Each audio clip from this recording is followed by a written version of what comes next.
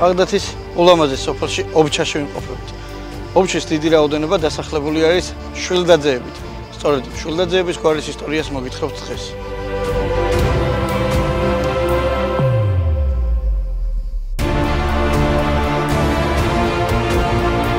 ბატონ დავით გამარჯობა. ჩამოვედით სოფელ ობჩაში და გვაინტერესებს შვილდაძეების გვარის ისტორია. მე თვითონ შვილდაძე ვარ და როგორც იქნა დავალგის საშველი და დავიწყე შვილდაძეების გვარის კვლევას, იმიტომ რომ ძალიან ბევრი კომენტარი შემოგვიდის ხოლმე, რომ შენ გვარზე რატო არ აკეთებ და დღეს დადგა დრო შვილდაძეების გვარზე მოგითხრათ. საიდან რას ნიშნავს შვილდი, რატო ურევია შვილდი ჩვენს გვარში? გეტყვით. ბევრს გონია რომ შვილდაძეები არიან იმერეთიდან და საერთოდ იმერეთში არის შვილდაძეები მე-16-მე-17 საუკუნეებით. მანამდე მე-13 საუკუნეში შვილდაძეების გვარი მოდის აღმოსავლეთ საქართველოდან, მანგლისიდან. ახლა არის ადრე იყო ყველაზე დიდი ქალაქი და ძველი ქალაქი იყო სამშვილდე. მოგეხსენებათ? სამშვილდიანი მოვიდა შვილდაძეები? სამშვილდე არის ძალიან ძველი ქალაქი და იქიდან არის შვილდაძეების წარმოშობა. სამშვილდედან სამშვილდესთან დაახლოებით 2 კილომეტრში არის თეთრიწყაროს რაიონის სოფელი აბელიანი. სოფელ აბელიანში ახლა ცხოვრობენ სვანები, ჩვენი ულამაზესი მთის ხალხი და ადრე ცხოვრობდნენ ბერძნები. და ჩვენ მოგვივიდა ჩემი უახლოესი მეგობარი და ბიძაშვილი პაატამ შვილდაძე, ულამაზესი კაცი იყო, რომელმაც მომიტანა ასეთი წიგნი, რომელიც გამოატანა ხალბატონმა მარიკამ შვილდაძემ. მითხრა რომ აი წაიკითხებო, წერია აქ რომ საიდანაა ვარ ჩვენ შვილდაძეები და როგორ არის და იქ იყო მოხსენიებული სოფელი აბელიანი და არსენ შვილდაიძე. და სადაც ეწერა აქ ბარელიეფს, ეკლესიის ბარელიეფს ეწერა რომ შვილდაძეები, ესე არსენ შვილდაიძემ აღაშენა, იყო მანგლელი მთავარი ეპისკოპოსი. ორი დავითის მეფობის დროს, ეს ორი დავითის მეფობის დროს ნიშნავს ულუსა და ნარინის მეფობის დროს, ესე იგი მე-13 საუკუნეა. ერთი იცით თქვენ რომ ლაშა გიორგის შვილი იყო ულუ და რუსუდანის შვილი იყო ნარინი. ორი დავითის მეფობის დროს აღვაშენი ტაძარი ესეო. მე და ჩემმა ძმამან მანილამანო და ეს მანგლელმა მთავარი ეპისკოპოსმა და გვეხმარებოდა მთელი სოფელი. ანუ მე-13 საუკუნეში გვარი შვილდაძე არსებობდა, ფიქსირდება ეხლანდელ თეთრიწყაროს რაიონში, მაშინდელი მანგლისის ეს იყო, მანგლელი მთავარი ეპისკოპოსი იყო. არსენ შვილდაიძე. მე ახლა ეს რომ წავიკითხე, მე ხელნაწერების ინსტიტუტიდან იყო ეს ჩანაწერები. დავინტერესდით მე და ჩვენი ბიძაშვილი არის ბატონი იასონ შვილდაძე, მოგეხსენებათ, კარგად. ძალიან კარგი პიროვნება. ჩვენი იაშაბიძე. იაშაბიძეა და ბატონმა იასონმა და მე დავიწყეთ ამისი მოკვლევა, თუ სად იყო ეს სოფელი, სად იყო ჩავედით სოფელში, აბელიანში, დახვდნენ იქ სვანები, მოვიკითხეთ ეკლესია, ასეთი და ასეთი ბაზილიკა, არა მოგითხეს. ეკლესია აქ კი არისო, მაგრამ არის ჩვენი აშენებული ეკლესიაო, გუმბათოვანი ეკლესია და ახალი აშენებული. არა, მოთხარი ჩვენ ვეძებთ ძველ ეკლესიას. დაახლოებით მე-13 საუკუნეში აშენებულს. კი ბატონო, სოფლის ბოლოში არის ასეთი ტაძარიო. და მიბრძანდით იქო, იქ არისო ბერძენი კაციო, შოთა ქვია კაც, ერქვა, მაშინ ახლა მე 2009 წლის ამბავს ვამბობ, 2009 წელს მოხდა ეს ამბავი. ხო და ის ბატონი შოთაო, ბერძნები რო წავიდნენ, დარჩა ეს შოთაო ბერძენიო და ბერძნებიო ბერძნული სასაფლაოა იქ. და ბერძნები უგზავნიან გარკვეულ თანხას და ბატონმა შოთამ მოუარო სამსაფლაოებს და მიხედოსო. მართლაც წავედით ამ სოფლის ბოლოში, სადღაც ეს სოფელი დამთავრდა და მე იქ ტყე დაიწყო რაღაც ჯაგნარი და იქ ბოლოში გამოჩნდა ბაზილიკა. ეს ბაზილიკა ზუსტად რაც ამ ხელნაწერების ინსტიტუტიდან გამოგებული მასე სურათზე იყო, ზუსტად იგივე. შევედით ამ ეკლესიაში და შემოგვეგება ეს კაცი იქ ცხოვრობს. გიმზანდებით თუ გითხრა. ჩვენ ხარეთ შვილდაძეები ვართ, დასავლეთ საქართველოსთან ჩამოსული და ტაძარი გვაინტერესებს. ობჩელი. თქვენგანაც ვალეთო, არა, ობჩა და ის არ იცოდა იმან. ოფიცა საერთოდ არ იცოდა რა იყო და შვილდაძეები ხართო?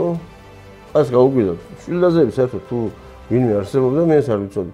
გითხრა რომ აი თქვენი ტაძარი უნდა განახოთო რა. ისე გაეხარდა ამ კლასს რომ ამდენი წელიწადი მცველი იყო ამ ტაძრისა და ამ იდეალურად მოვლილი სასაფლაოსი. ბერძნების სასაფლაოა იქ.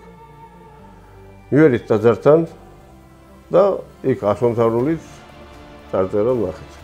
და წეწერა ზუსტად ასეთი სიტყვები რომ მეო მანგლელმა ეპისკოპოსმა ჩემ ძმასთან ერთად მანილასთან ერთად და სოფელთან ერთად შეგვეწია ეს ხალხიო აღვაშენეთ ტაძარი ესე. ნუ აქ ზუსტად ზეპირად ეს სიტყვები არ მახსოვს იქ ადგილზე ტაძარის ადგილზეა და წარწერაც ადგილზეა ბატონებო და მე იმ წუთში გახარებულმა დავრეკე დასავლეთ საქართველოში ჩვენს შვილდაძეების ეხლა სოფელი შვილდაძეებისთვის სალოცავი და ძირითადი სოფელი არის ობჩა.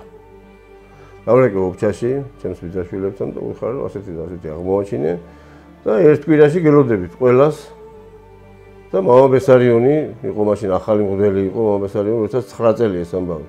არც ისე ახალი, ერთი 3-4 წლის მღვდელი იყო. მამა ბესარიონი და ჩამოვიდა მთელი შვილდაძეები მამა ბესარიონის თამადობით, მამა ბესარიონმა ჩამოიტანა და შვილდაძეების ნაყიდი წმინდა გიორგის ხატი, წმინდა გიორგის სახელობის ეკლესია იქაც. და ჩვენ ობჩაში და ჩვენი გვარის ეკლესია რო არის შვილდაძეების, ისიც წმინდა გიორგის არის. და ჩვენ ახლა სადაც ვსაუბრობთ, ეს ქუჩა ობჩაში არის წმინდა გიორგის სახელობის კიდე ჩემო ბატონი ვახტანგის ოჯახი. ჩამოვიდნენ შვილდაძეები, რა თქმა უნდა, იქ როგორც ქართველებს ჩვევია დიდი კეიფი გადავიხადეთ, მაგრამ კეიფამდე ოზიკი ჩამოიტანა მამაომ და ოზიკით წირვა აღავლინა მამა ბესარიონმა წირვა აღავლინა, ხატი იქ იყო ჩამოიტანილი ოზიკი და აღავლინა წირვა და წირვის შემდეგ ტრაპეზი ჰქონდა. ეს ყველაფერი თან გადაჰყვნენ სვანები, ქაური სვანები, ტურჭელი ყველაფერი მოქცეს იქა და აქედან პურმარელი და იგი ხა ოფჩიდან არ ეშლებოდა არავის ჩამოვიდა და ჩვენ თბილისში ვიყავით მაშინ და იქაც კარგი გვარიანი პურმარელი. შვილდაძე თუ არის ვინმე დარჩენილი იმ სოფელში? არავინ არც იმ სოფელში არც ცხოვრობდნენ შვილდაძეები ცხოვრობდნენ სამშვილდეში. და უბრალოდ ამას გაგრძელება აქვს კიდე. ხო, გაგრძელება. ნუ აქ იყო მე ხა მანგლელების კოპოსი როგორც ცხოვრობდა რა იქ არაფერი არ წერია ამის შესახებ. და არის კიდე ასეთი თქმულება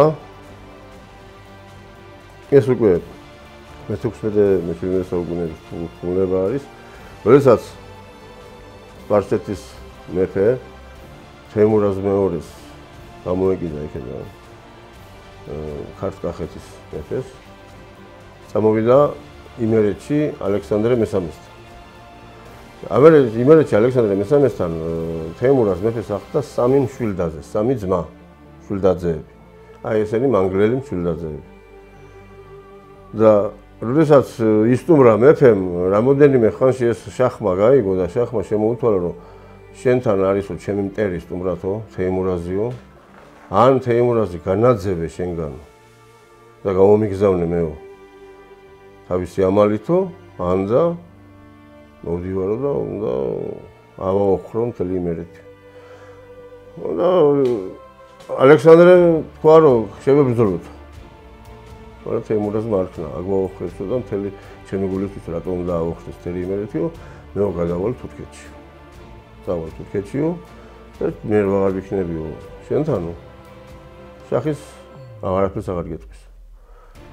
კარგი ბატონო, წავიდნენ, გადავიდა თურქეთად, ქუთაისიდან წასულიყავი თურქეთში, მაშინ უნდა გამოგევლო სოფელი ობჩა, აუცილებლად და ობჩიდან არის თერებოურის მთა, თერებოურისიდან გადიხარ ზეგანში, ზეგნიდან გადადიხარ სამცხე-ჯავახეთში და სამედან გადადიხარ თურქეთში. თერებოურის მთაზე, სადაც ობჩის თერებოურის მთაზე არის იქ ახლა ცხოვრობენ იქ ეგუტიძეები ცხოვრობენ და სხვადასხვა გვარია იქ ძირითადად. და იქ უთხრა რომ მეფემ რომ მე აქედან წავალ, მაგრამ 3 მშვილდაძე ძმები დატოვა იქ. ახლაც არის იქ შვილდაძეების გორას ეძახი. 3 მშვილდაძე დატოვა და მეფე ალექსანდრემ მიცა იქ თავიანთი მამულები რა, მიწები ამ 3 ძმას. დარჩნენ ისინი, მეფე გადავიდა თურქეთში და ეს შვილდაძეები დარჩნენ ობჩაში ამ მთაზე, სადაც თქვენ შვილდაძეების მთა ახლაც. შვილდაძეების გორას ეძახიან და იქედან მე გამრავდნენ იქ და სვიდობიანობა რო შეიქმნა უკვე და ჩამოვიდნენ ნელა ბარში. სადაც ახლა ჩვენ ცხოვრობთ აქ. მე ზოგი ჩამოვიდა, ზოგი შენს ოთახში, სადაც შენ სახლში სადაც შენ ცხოვრობ ხუდაპირზე, ჩვენ აქეთ სამხარეს ცხოვრობ, შენი ოჯახი იქეთ სამხარეს, ხო? და მოეძნენ, მე ახლა სოფელებს გეძახით, თქვენ ჩვენ გვეძახით კი ბატონო, გაგონშვილადებს და ეს სოფელი უკვე იმ ხელაზე გამრავდნენ, შვილდაძეები უკვე მე-17 საუკუნიდან სამრევლო წიგში მოიხსენება შვილდაძეები. დაახლოებით მეორე ახლა ეს სოფელი მე კომუნისტებმა გაყვეს ეს სოფელი პირველ და მეორე ობჭად. და მეორე ობჭა რომელიც არის იმ სოფელში შვილდაძეები არიან დაახლოებით 60%. დიდი რაოდენობა. ძალიან დიდი რაოდენობა არის, ხო და პირველ ობჭაში ახლა ბურჯანაძეები არიან ყველაზე დიდი გვარი და რაოდენობით მეტი არიან და შვილდაძეები არიან მეორე მთელ ობჭაში მეორე არის გვარი შვილდაძეები. ძირითადი ლოკაცია არის ობჭა. შვილდაძეების არის ობჭა. ობჭა არის. ობჭიდან თეთრი წყაროს რაიონიდან და ძირითადი არის ობჭა. კიდე სად არიან გამრავლებული? კიდე არიან შვილდაძეები არიან ზეგანა სოფლის ზეგანი არის იქ. არის სოფლის ზეგანის ერთ-ერთი უბანი არის წიფა. წიფა ქვია. არ შეგვეშალოს ჩვენ მასში რა ქვია წიფაში რომელიც არის უღელტეხილზე, ქვია. ლიხის უღელტეხილზე. ეს არის ლიხის უღელტეხილზე, ეს არის ზეგანში. არიან ობჭის გარდა ზეგანში გამრავლებულები და კიდე სად არიან? კიდევ არიან ბორჯომში. ბორჯომში არიან რამოდენიმე ოჯახი არის, რომელიც ისინი ობჭიდან არიან წასული. არიან კახეთში. რამოდენიმე ოჯახია იქიც და ისიც ლაგოდეხში და ისიც ობჭიდან არიან წასულები.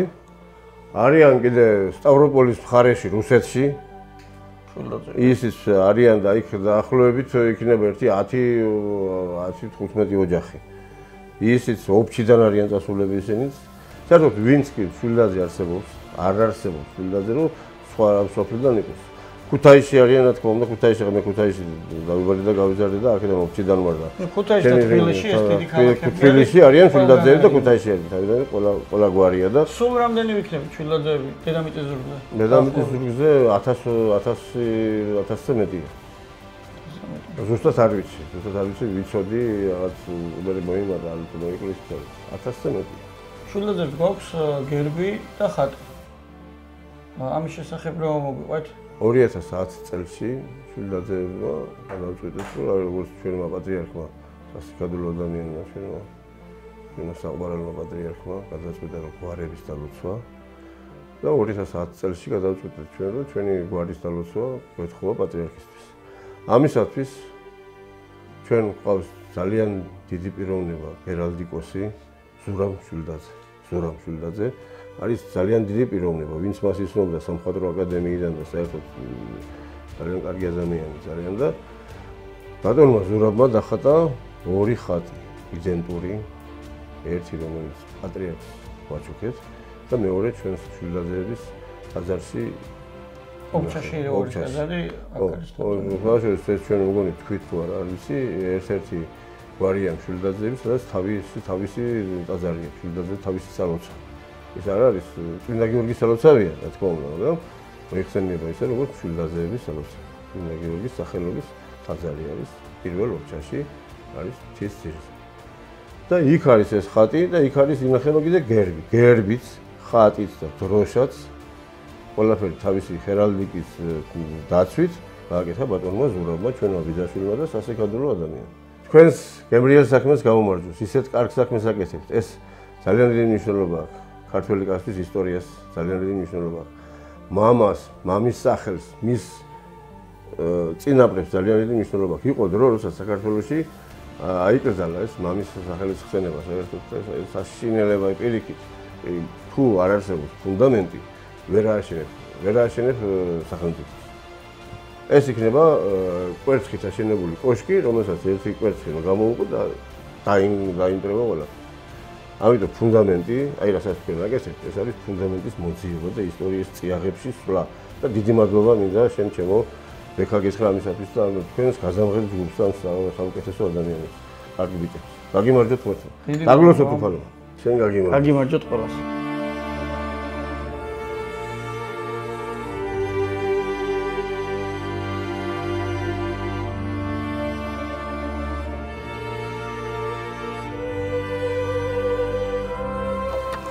ვილა ობჭაში ვართ, ბატონ ვახტანგ შვილდაძის შემოვუარეთ და უნდა ნახოთ მათი გენეალოგიური ხე, როგორც ამბობენ, ძალიან ლამაზი არის, როგორც ეს გარემო. იმერული ლამაზი სახლებით. ქვევრები, იმერული ჭურები, ჭურის თავი, მარანი. კარგი ადგილასავარ ძალიან. შევედით. გამარჯობა, ბატონო ვახტანგ. გამარჯობათ. მე ვარ საბამ შვილდაძის შთამომავალი გაღმა შვილდაძე ვარ. შენ გამაგვამ შვილდაძე. შენ გამაგვამ შვილდაძე ხართ. როგორ შეიქმნა თქვენი გენეალოგიური ხე? ჩვენი გენეალოგიური ხეს აქვს ისტორია სადღაც 30 წლის უკან ოჯახში.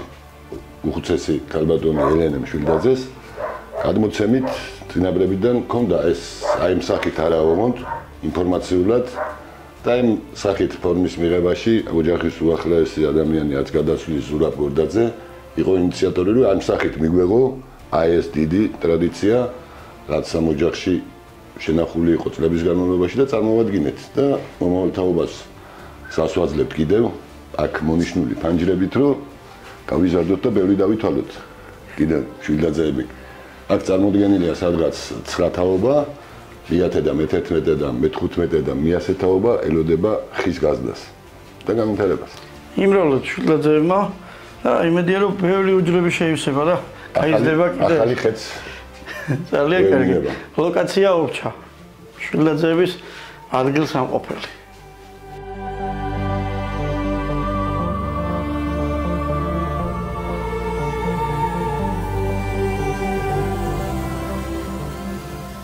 როგორც მე ბაბუისგან გადმოცემით ვიცი, არსებობდა ესეთი პიროვნება საბამ შვილდაძე. ჩემი მეხუთე წინათაობა იყო. ეს პიროვნება, როდესაც პატარაობაში ოდნავ ცუდად გახდებოდა, მაშინვე სუნთქვა ეკვრებოდა, ვეღარ სუნთქავდა და ძალიან დიდი პრობლემა ჰქონდათ, იმიტომ რომ არ ეგონათ საერთოდ გადარჩებოდა თუ არა. გააკეთეს ესეთი რამ, ცხვარს შეაბის წერილი, რომ არ დაკლათ უნდა იპოვოს თავისი ადგილი, რა ადგილი იყო ეს არავინ არ იცოდა და დაახლოებით აი ამ ადგილას ადრე ხის ტაძარი იყო, ამ ადგილას იყო ხე. ცხვარი ამოვიდა დაახლოებით ამ ტერიტორიაზე, სადაც ტაძარი არის და აქ თავს იკლავდა. შეტყობინება გაუგზავნეს საბას მამას, მათემ შვილდაძეს, რომელსაც უთხრეს, რომ თქვენი გამოგზავნილი ცხვარი აქ არის და შეგიძლიათ ამოხვიდეთ თუ ამოვიდნენ, ხე იპოვეს, მოჭრეს ეს ხე და ხიდან გადმოვარდა როგორც ამბობენ ხატი.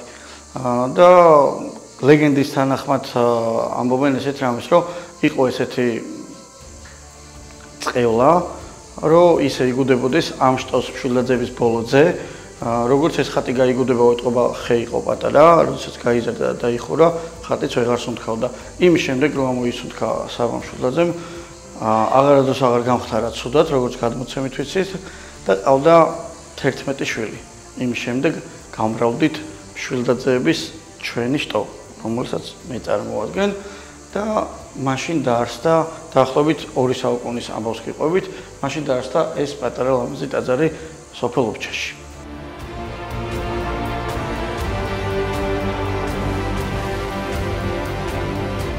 მთებში ჩაკარგულ ულამაზეს სოფელში ზეგანში, კერძოდ წიფაში ვართ. დაახლოებით 200 წლის წინ ამოვიდა ხოსია ბაბუა შვილდაძე ობჩიდან, რომელსაც ყავდა შვილი მაქსიმე. მაქსიმეს ყავდა 4 შვილი. აქედან გამრავლდნენ და დაახლოებით 16 ოჯახი ცხოვრობდა ერთ დროს ამ ლამაზ სოფელში შვილდაძეების.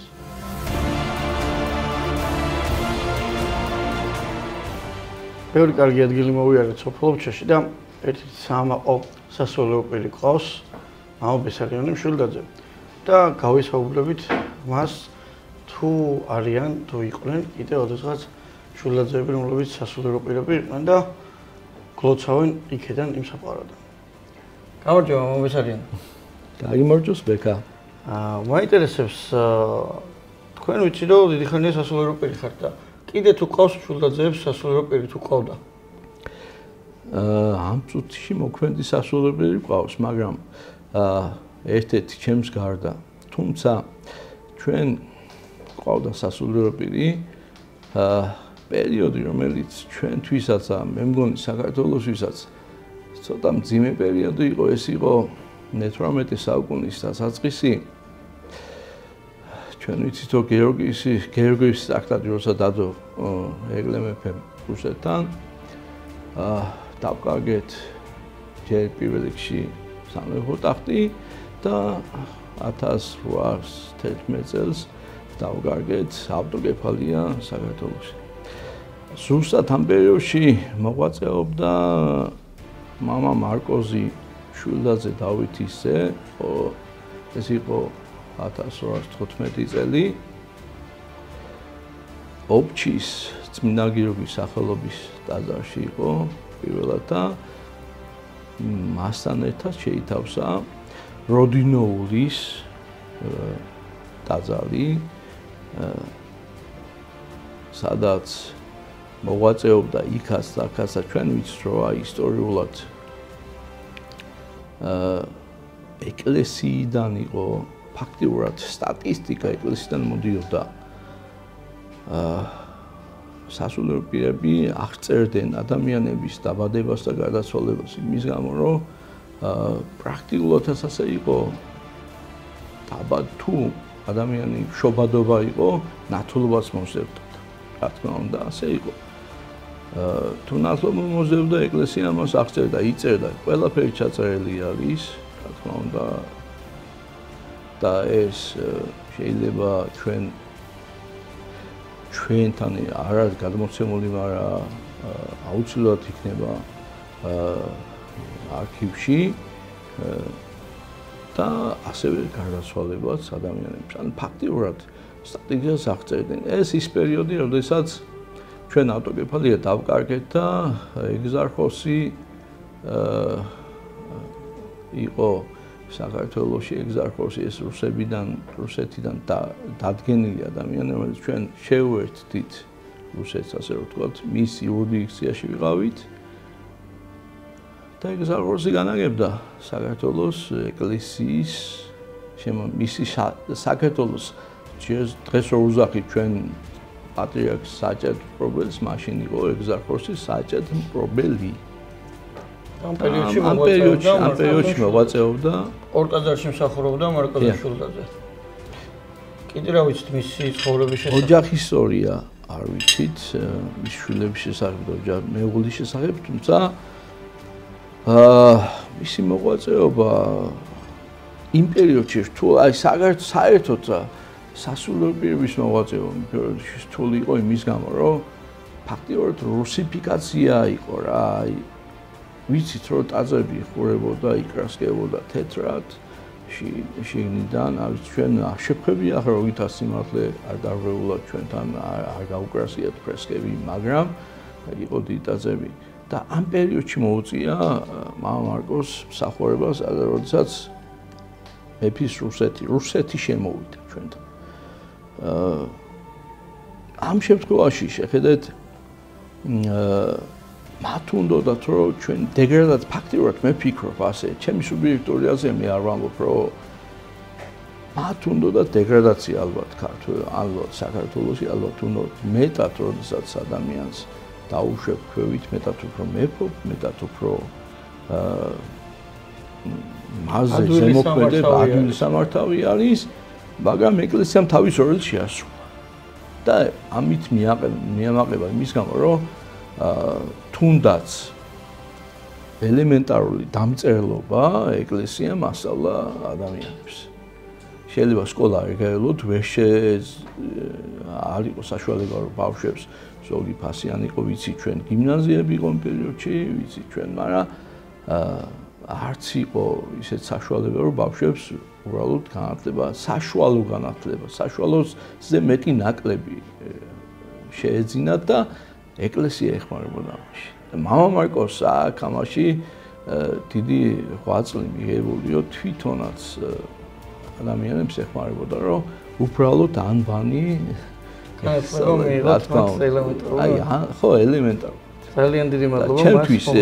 ჩემთვის აი დიდი სიამაყე რომ ჩემი გვარის ადამიანი რომლებაც იღვაწა იმ პერიოდში და ავიცი თავის მაქსიმალური მოახდინა რომ ადამიანებს ახარებოდა ეს. ძალიან დიდი მადლობა მამა მარკოს თავის მოღვაწეობისათვის.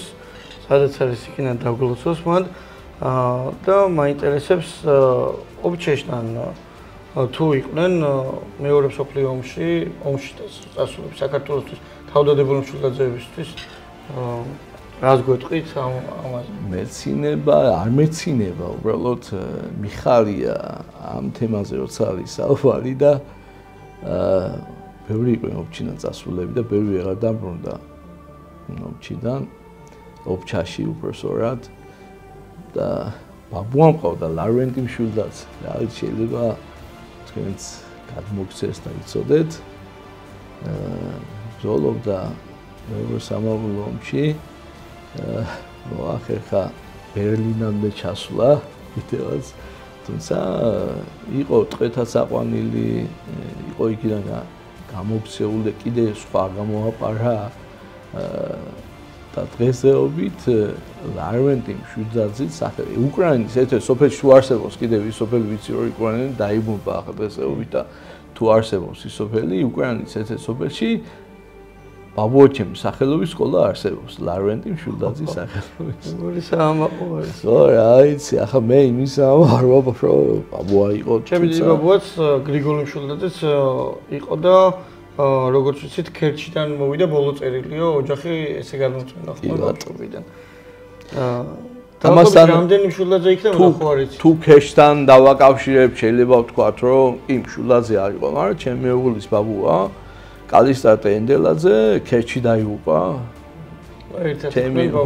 ჩემი სიმოვლის მამა ასე რომ ვთქვათ კალისტატე ენდელაძე ქერჩი დაიღუპა იქით ნუ წავიდა ადამიანი და ქერჩი ალბათ ქართველებისთვის ყველაზე დამარხავი თემა იყო იქ. დაახლოებით რამდენი მშვილდაძე იქნებოდა მეორე მსოფლიო ომში? 40 ადამიანი იყო, როგორც მე ვიცი. გადმოცემით და აქედან 14 იყო მშვილდაძე. ჩვენ ვიცით რომ არსებობს დაფა გაკეთებული, სადაც ძალიან წარმოდგენილი ადამიანები, რომლებიც მეორე მსოფლიო ომის დროს დაიღუპნენ. და მაინტერესებს გამოჩენილი მშვილდაძეები ვინ ყავს? კაი მეღვინე ყავს ვინმე? ო? რამდენიც გინდა თვალსემო? ძალიან კარგი.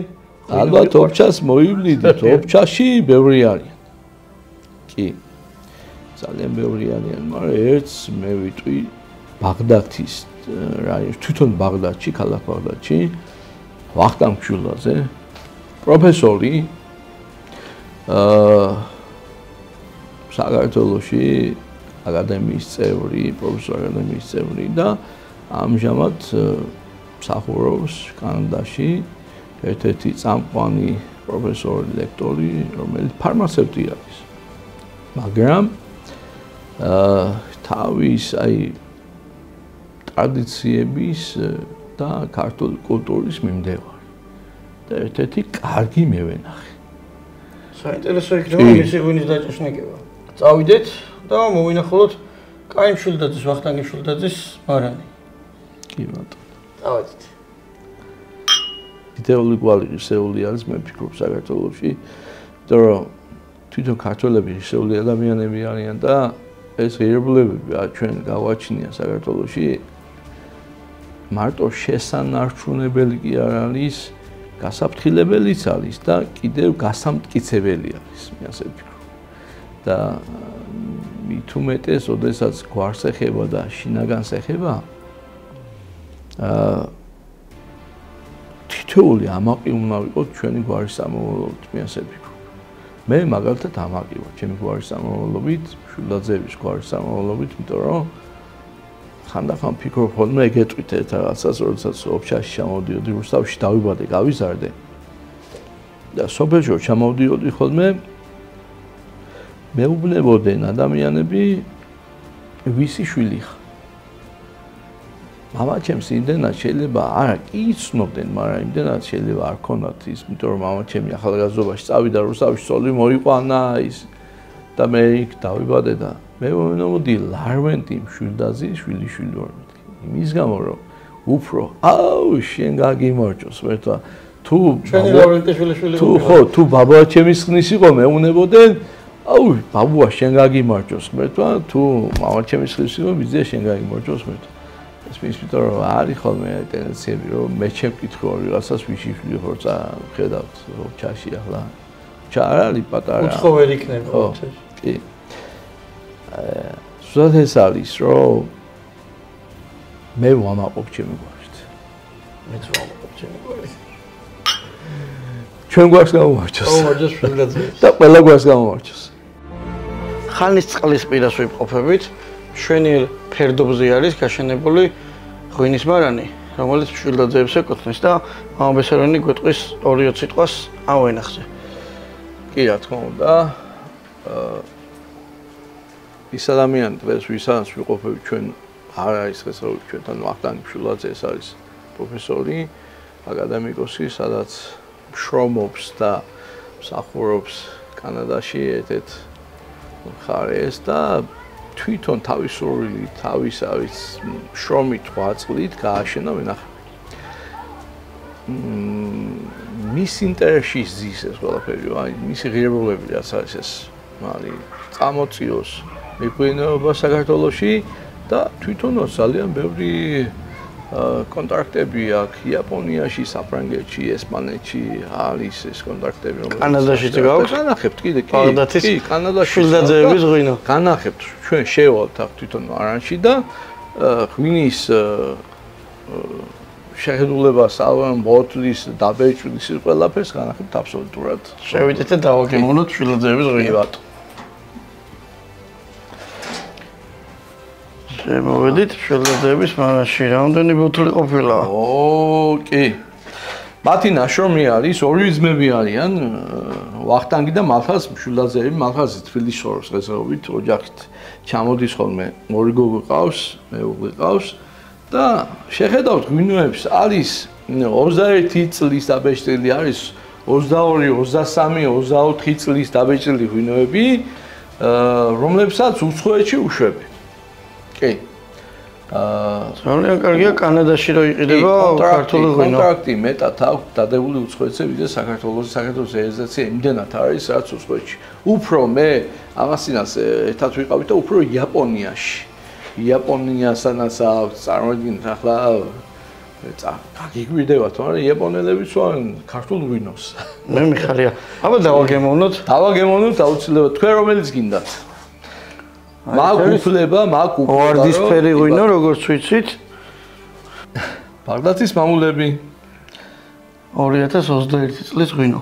აბა გავსინჯოთ როგორ. გავსინჯოთ, ძალიან გემრიელი იქნება.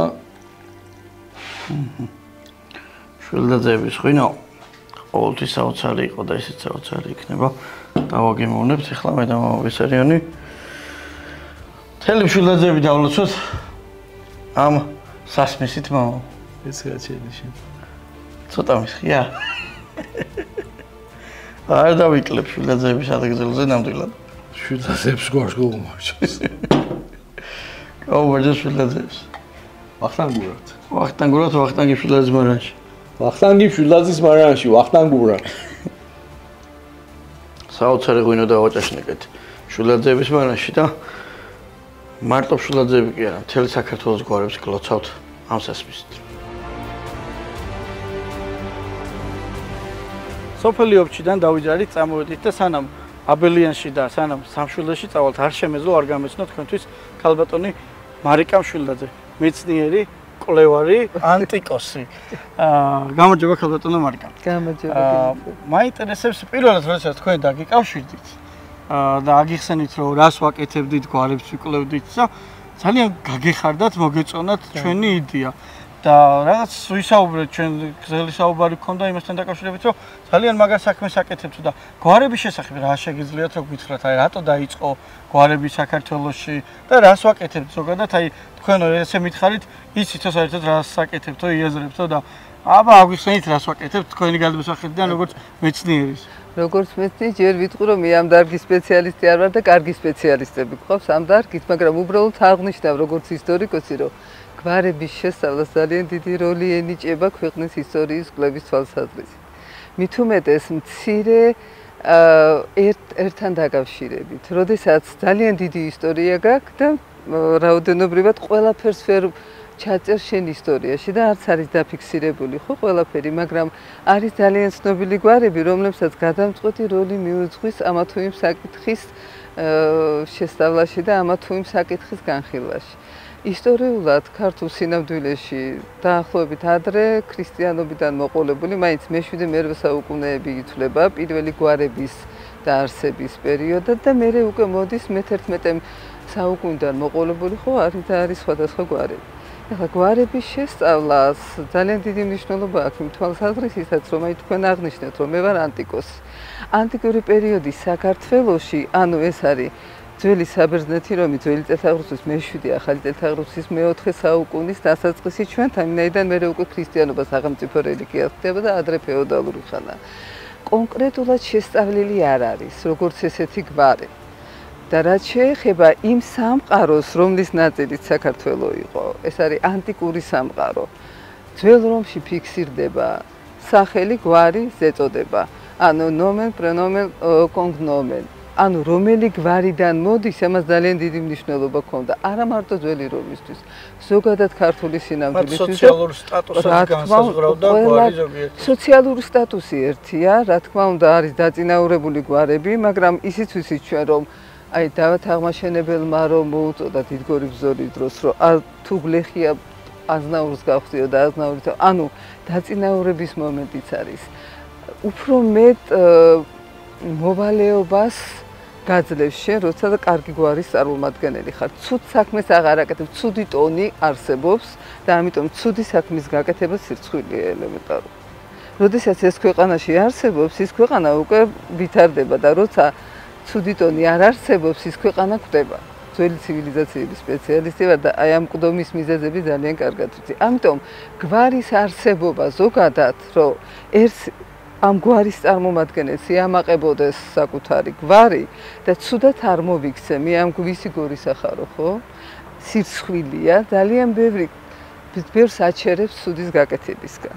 და საქართველოს სინამდვილეში ეს ძალიან დიდ მნიშვნელოვანია, იმიტომ რომ არის ძალიან ცნობილი გვარები, რომელიც ისტორიაშია დაფიქსირებული, როგორც ვიცით, მაგრამ არის ისეთი, რომელიც მხოლოდ მისმა შთამომავლობამ იციან, იმ სოფელში იციან, რომ დაწინაურებულია კარგი გვარია, ძალიან იამაყება იმის წარმომადგენელს, ამა თუ იმ გვარის მაგრამ აი ფაქტები არ არის ჩადებული ისტორიაში. ძალიან გამიხარდა, როცა გავიგე ამ პროექტის არსებობა, იმიტომ რომ ეს ძალიან კარგად შეავსებს საქართველოს ისტორიას.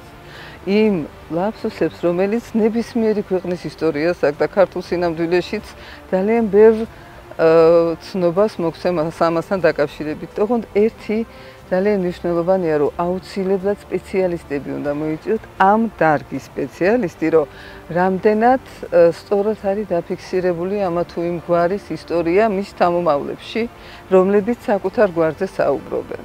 აი ეს გაზიადების მომენტიც არსებობს. და ვეცდებით, რომ მათ ყოველთვის დავუკავშირდეთ, დავაკონკრეტოთ და ესეც ვიქცევით ხოლმე, ძირითადად დამყარებული არის მათი კვლევებისგან ჩვენი გადაცემა. უბრალოდ პირადად არ წერთ ხოლმე ყველას, იმიტომ რომ ახალი იმ გვარის წარმომადგენელი არ არის, ამიტომ არ წერთ ხოლმე, და გამყარებული მათი ნაშრომებით არის ხოლმე ჩვენი გადაცემა და ძირითადად მაინც ზეპირ სიტყვიერებაზე ვართ, რაც არ არის დაწერილი და ახსოვთ ბებია ბაბუა პაპასგან გადმოცემული, ძირითადად ამას ვიყნობით, იმიტომ რომ არც დაწერია და ის ხალხი რო აღარ იქნება, ისიც გაქრება და ამიტომ ესეთ ისტორიებს ვინახავთ უფრო ჯერჯერობით და რაც უფრო მეტ ინფორმაციას მოგაწვიან კვლევარები, რა თქმა უნდა, ძალიან კარგია, იმიტომ რომ იგივე სპეციალისტმა შეიძლება რომელიმე გვარის წარმომადგენელს მოусმინოს და მე ის ისტორიულად გამოიკვლიოს. ფაქტები რამდენად ზუსტია, როგორ არის, რა არის და კიდე შემატოს საქართველოს ისტორიას ბევრი რამ. იმიტომ რომ ზოგადად ქვეყანა ოჯახს ედგას. რაც უფრო მყარია ოჯახი, მით უფრო ძლიერია ქვეყანა. რაც უფრო მყარია ოჯახი, ძლიერია გვარი, რაც უფრო ბევრი გვარია ძლიერი, ქვეყანაა ძლიერი. შესაბამისად, აქედან გამომდინარე თქვენ გადაცემას ძალიან დიდი პატრიოტული დანიშნულებაც აქვს და ძალიან მინდა რომ ბევრმა მოისმინოს სხვადასხვა გვარების წარმომადგენლებს და ბევრ მოგისმინოთ თქვენ. ახლა სიამაყის მომენტი უფრო მეტი იქნება ქართულ სინამდვილეში. ჩვენ თაობა ვამბობთ ხოლმე, რაც კარგები ვართ, ქართველები ვართო და ახლა ამ თაობას ცოტა გამოფხიზლება ჭირდება, რომ კარგები ვართ. არა და ვართ. ისტორიულად ძალიან ბევრი რამ გვაქვს საამაყო. და ამ თვალსაზრისით თქვენი გადაცემა ისტორიკოსი საპირისპიროს გვიმტკიცებს ხოლმე და მეც სწორედ იქიდან და იქიდან გამოდივარ, რომ ბევრი კარგი გვაქვს და მოდი კარგი ვაჩვენოთ და კარგად წარმოვაჩინოთ ჩვენი ქვეყანა და ჩვენი გვარები მირჩენია, ვიდრე ის რომ რაღაც რა თქმა უნდა, ნამუსი აგდო რო არის სიტყვები, ხო?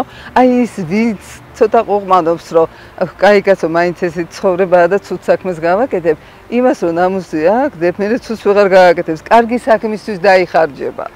თქვენ ხელს უწყობთ ამაში, რომ ამაყები იყვნენ, რომ ბევრი კარგი გვარია საქართველოში.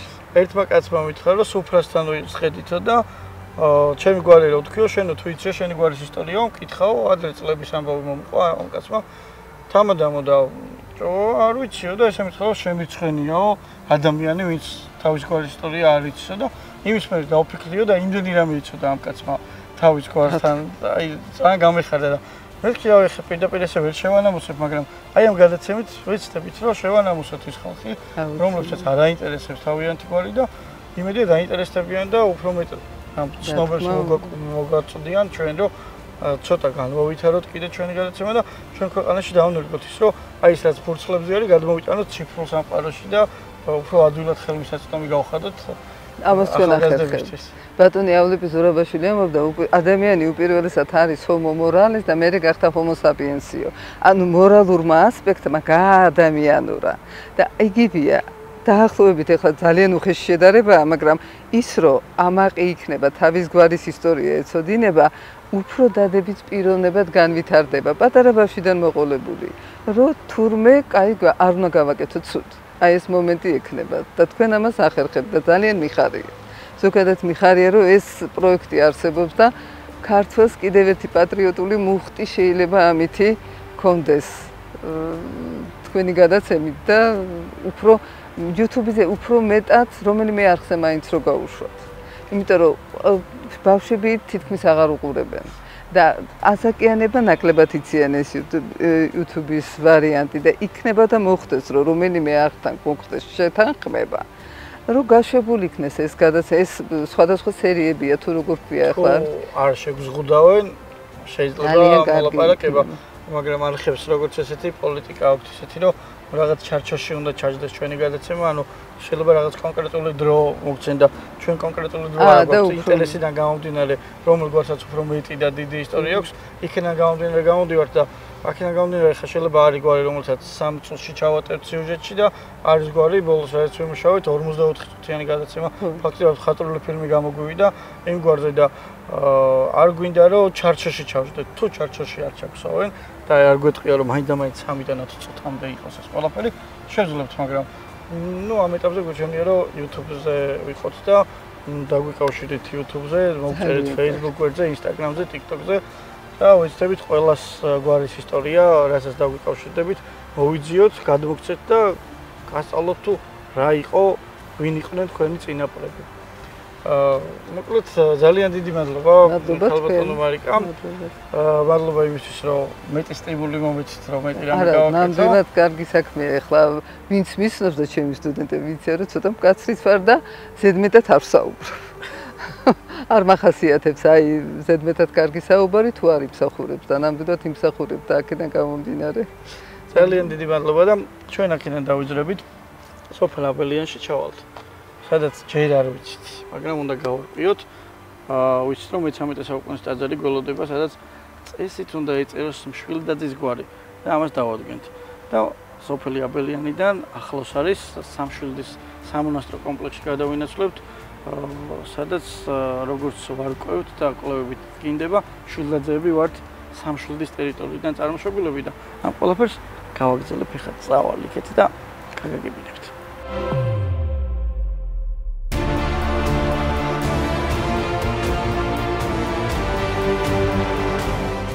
შვილდაძეების გვარის კვლევას გამოვყევით სოფელი ოფჩიდან, იმერეთიდან. ეხლა ვიმყოფებით ქვემო ქართლში, სოფელ აბელიანში, სადაც არის 13 საუკუნის ტაძარი დავით ულუს და დავით ნარინის დროს აშენებული. ერთ-ერთ ქტიტორად მიიჩნევა არსენ შვილდაძე, რომელიც იყო მაშინდელი მანგლელი მთავარების კავშირის.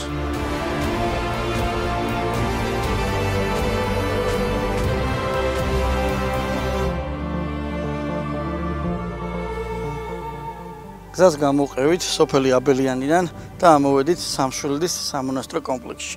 წლების წინ, როდესაც ამ ულამაზეს ხეობაში და ამ კომპლექსში ვიყავი ჩამოსული, ნამდვილად არც წარმოდგენაც არ მქონდა, რომ შვილდაძეები სამშვილდესთან რამენერად დაკავშირებული იქნებოდნენ, მაგრამ მივაკვლიეთ კვლევებით, რომ სწორედ შვილდაძეები ყოფილან სამშვილდიდან, რაც ძალიან მიამახა.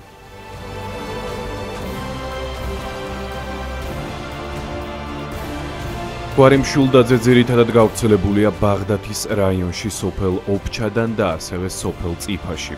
მშვილდაძეები სოფელ ობჩადან მეორე მსოფლიო ომის ფრონტზე მრავლად იყვნენ წარმოდგენილნი. ობჩადან საომრად 47 კაცი იყო წასული და აქედან 19 მშვილდაძე იყო. აღსანიშნავია, რომ მშვილდაძეების გვარს ყავდა და ყავს დამსახურებული ექიმები და მშენებლები. მაგალითად, გივი მშვილდაძემ ააშენა თბილისის კონკა, სააკაძის ძეგლი, სხვადასხვა მონუმენტები და ენერგეტიკის ქსელი, რომელიც მთელ საქართველოზე ვრცელდება. ასევე თბილისში პირველი ოპტიკურ ბოჭკოვანი კაბელი. მურადი, იგივე გრიგოლი მშვილდაძემ შეადუღა. სწორედ ამის გამო თბილისში მაღალხარისხიანი ინტერნეტი არსებობს. მშვილდაძეების გვარი ასევე განთქმულია მევენახეობით. ისინი მაღალი ხარისხის ღვინოს, ციცქაცოლიკაურს, კრახუნას, ოცხანურ საფერეს და ენდემური ჯიშებისგან სხვადასხვა სახეობის ღვინოს აწარმოებენ. ობჩაში მთის ძირზე არის გვარის სალოცავი, სადაც მშვილდაძეები ყოველ 28 აგვისტოს იკრიბებიან და მარიამობის ბრწყინვალე დღესასწაულს ერთად აღნიშნავენ. საგულისხმოა ის ფაქტი, რომ მშვილდაძეებს მე-13 საუკუნის 50-იან წლებში ჰყავდათ დავით ულუს და დავით ნარინის დროს მანგლელი ეპისკოპოსი არცენ მშვილდაძე, რომლის მოღვაწეობის კვალიც სოფელ აბელიანში ტაძარზეა ამოტვიფრული. კვლევით გინდება, რომ გვარის წარმოშობის ადგილი არის ქვემო ქართლი, კერძოდ კი თეთრი წყაროს მუნიციპალიტეტის ნაქალაქარი ადგილი სამშვილდე. სწორედ სამშვილდიდან მომდინარეობს გვარი მშვილდაძე.